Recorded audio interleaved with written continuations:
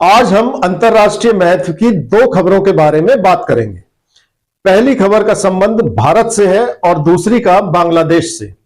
भारत के प्रधानमंत्री नरेंद्र मोदी को अमेरिका के नवनिर्वाचित राष्ट्रपति डोनाल्ड ट्रंप के शपथ ग्रहण समारोह में न बुलाए जाने का मामला तूल पकड़ चुका है। वहीं दूसरी ओर बांग्लादेश की अंतरिम सरकार के प्रमुख मोहम्मद यूनुस के बारे में कहा जा रहा है कि वो कभी भी देश छोड़कर भाग सकते हैं। मैंने अपने पिछले वीडियो में आपको बताया भी था कि बांग्लादेश के आर्मी चीफ जनरल वकार शायद ये समझ चुके हैं कि मोहम्मद यूनुस के पास बांग्लादेश छोड़ने का विकल्प है, लेकिन उन्हें तो यहीं रहना है। शायद इसीलिए उन्होंने भारत से संबंध सुधारने की दिशा में बयान दिया था। जाहिर सी बात है, जनरल वकार को मालूम है कि अगर हालात बिगड़े तो मोहम्मद यूनुस तो झोला उठाकर चल देंगे। वो कोई चुने हुए प्रतिनिधि तो है नहीं, लेकिन जनरल को तो बांग्लादेश में ही रहना है। और अब एक विश्व स्तरीय लेखक ने तारीख भी बता दी है कि मोहम्मद यूनुस कब तक बांग्लादेश से भाग सकते हैं। इन दोनों खबरों के बारे में हम विस्तार से चर्चा करेंगे। मोदी को ट्रंप के शपथ ग्रहण समारोह में न बुलाना भारत में सोशल मीडिया पर कुछ ऐसा हो गया है जैसे यहां घर घर में शादियों में होता है कि बताओ जी, देहरादून वाली मौसी को बुलाया, ऋषिकेश वाले ताऊ जी को भी बुलाया, लेकिन दिल्ली वाले फूफा जी को तो बुलाया ही नहीं। सोशल मीडिया पर यह सवाल तैर रहा है कि मोदी जी अब क्या करेंगे। अगर 20 जनवरी से पहले ट्रंप ने बुला लिया तो क्या मोदी अमेरिका पहुंच जाएंगे या इनकार कर देंगे? तो इसके लिए यह भी समझना होगा कि डोनाल्ड ट्रंप ने किन किन राष्ट्रपतियों और प्रधानमंत्रियों को न्योता दिया है। दरअसल अमेरिका में विदेशी राष्ट्रपतियों या प्रधानमंत्रियों को बुलाने की कोई परंपरा नहीं है।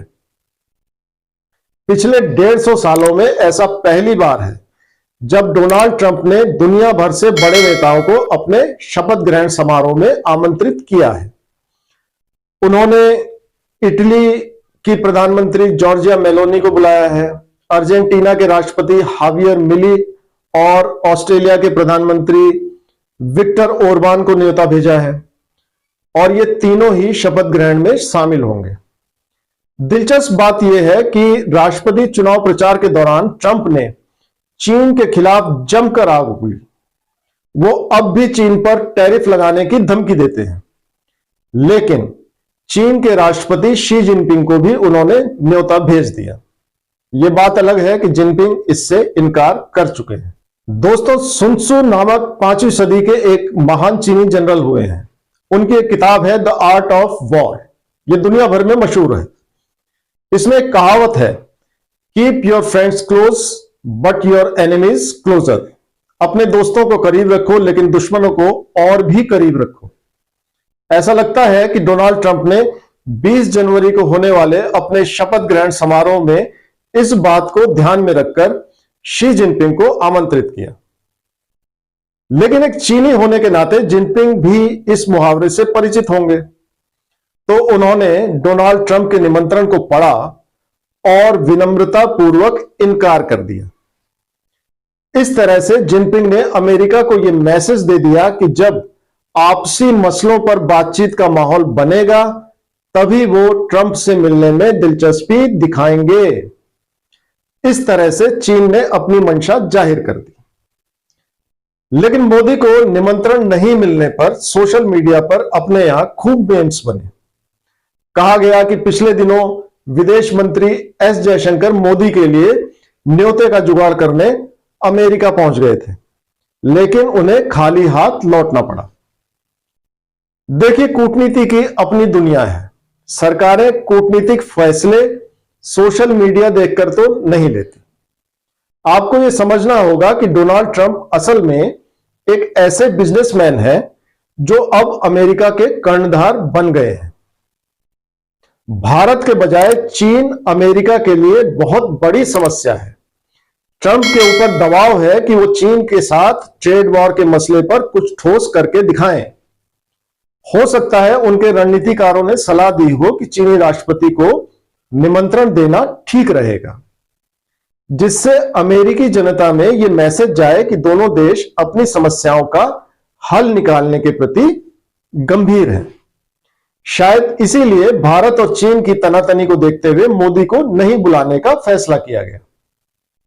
लेकिन यह सिर्फ अनुमान है। यह भी हो सकता है कि विश्व राजनीति में अमेरिका भारत को चीन के खिलाफ एक मोहरे की तरह देखता है, जिसे वक्त आने पर इस्तेमाल किया जा सकता है। लेकिन भारत ने हमेशा स्ट्रेटेजिक ऑटोनॉमी की बात की है, यानी भारत अभी तक अमेरिका के झांसे में नहीं आया है। इसलिए अगर मोदी को निमंत्रण नहीं दिया गया है तो ना तो मोदी समर्थकों को निराश होने की जरूरत है और ना ही मोदी विरोधियों को अशोभनीय बातें करनी चाहिए। अब कहा यह भी जा रहा है कि क्योंकि जिनपिंग ने इनकार कर दिया है, इसलिए मोदी को निमंत्रण दिया जा सकता है। ऐसे में सवाल यह है कि अगर उन्हें निमंत्रण दिया जाता है तो क्या वो अमेरिका जाएंगे या इनकार कर देंगे? मेरा यह व्यक्तिगत अनुमान है कि अब निमंत्रण देने या न देने का कोई औचित्य नहीं रह गया है। इस बात को अमेरिकी प्रशासन भी समझता होगा, इसलिए मोदी को निमंत्रण अब नहीं आने वाला। ट्रंप और मोदी की मुलाकात के आगे अनेक मौके आएंगे। अभी सिर्फ यह देखिए कि ऊंट किस करवट बैठ रहा है। अब बात करते हैं बांग्लादेश की अंतरिम सरकार के प्रमुख मोहम्मद यूनुस के बारे में। डोनाल्ड ट्रंप यूनुस को बिल्कुल भी पसंद नहीं करते। दरअसल मोहम्मद यूनुस घोषित तौर पर अमेरिका की बाइडेन वाली डेमोक्रेटिक पार्टी के समर्थक हैं। यूनुस ने कई अमेरिकी चुनाव में डेमोक्रेटिक पार्टी के लिए कैंपेन किया है और जमकर चंदा भी दिया है। कहा तो यह भी जाता है कि उनके इसी काम के इनाम के तौर पर ओबामा प्रशासन ने उन्हें अर्थशास्त्र का नोबेल प्राइज दिलवाने के लिए लॉबिंग की थी। इसके अलावा बांग्लादेश में हुए विद्रोह के दौरान बाइडेन सरकार ने ही यूनुस को अंतरिम सरकार का मुखिया नियुक्त करवाया था। लेकिन ट्रंप के आने के बाद कहा जा रहा है कि मोहम्मद यूनुस की उल्टी गिनती शुरू हो गई है। कहानी शुरू होती है 2016 से, जब डोनाल्ड ट्रंप पहली बार राष्ट्रपति बने तो एक बांग्लादेशी डेलीगेशन उनसे मिलने गया। उनसे ट्रंप ने ऐसा सवाल पूछा कि सब हैरान रह गए। ट्रंप ने पूछा कि वो ढाका का माइक्रो फाइनेंसर कहां है। उन्होंने कहा कि मैंने सुना है कि मोहम्मद यूनुस ने मुझे हरवाने के लिए डेमोक्रेटिक पार्टी को डोनेशन दिया था। जाहिर है ट्रंप उस समय बुरी तरह से यूनुस पर भड़के हुए थे। दूसरी बात यह है कि ट्रंप ने अमेरिकी डीप स्टेट के खिलाफ मोर्चा खोला हुआ है, जिसके बारे में कहा जाता है कि उसने ही बांग्लादेश में विद्रोह करवाकर मोहम्मद यूनुस को गद्दी पर बैठाया। ट्रंप बांग्लादेश में हिंदुओं के खिलाफ हिंसा पर काफी मुखरता से बोल चुके हैं। अब ऐसे में ब्लिट्स के संपादक सलाहुद्दीन शोएब चौधरी ने एक कंस्पिरेसी थ्योरी दी है। सलाहुद्दीन शोएब चौधरी अंतरराष्ट्रीय स्तर पर जाने जाते हैं। उन्होंने एक आर्टिकल के जरिए बताया है कि 20 जनवरी को ट्रंप के सत्ता में आने से पहले मोहम्मद यूनुस बांग्लादेश छोड़कर भाग सकते हैं। उनका कहना है कि बांग्लादेश के सामने राजनीतिक षड्यंत्रों और इस्लामी जिहादी ताकतों से निपटने की चुनौती है। इस उथल पुथल के केंद्र में मोहम्मद यूनुस हैं, जिनका कट्टरपंथी ताकतों से कथित संबंध है। बांग्लादेश में हाल ही में धर्मनिरपेक्ष संविधान को पलटने की भी कोशिश की गई। कई आतंकवादी संगठनों ने गजवाए हिंद के एजेंडे को लागू करने की आड़ में भारत पर हमला करने तक की मंशा खुले तौर पर जाहिर की है। ट्रंप के 20 जनवरी को सत्ता में आने के बाद यूनुस के खिलाफ जांच शुरू हो सकती है, यानी कि वो लंबा फंस सकते हैं। सलाहुद्दीन शोएब चौधरी के मुताबिक ऐसी अटकलें लगाई जा रही हैं कि यूनुस खराब स्वास्थ्य का हवाला देकर 15 जनवरी तक बांग्लादेश छोड़ने की कोशिश कर सकते हैं।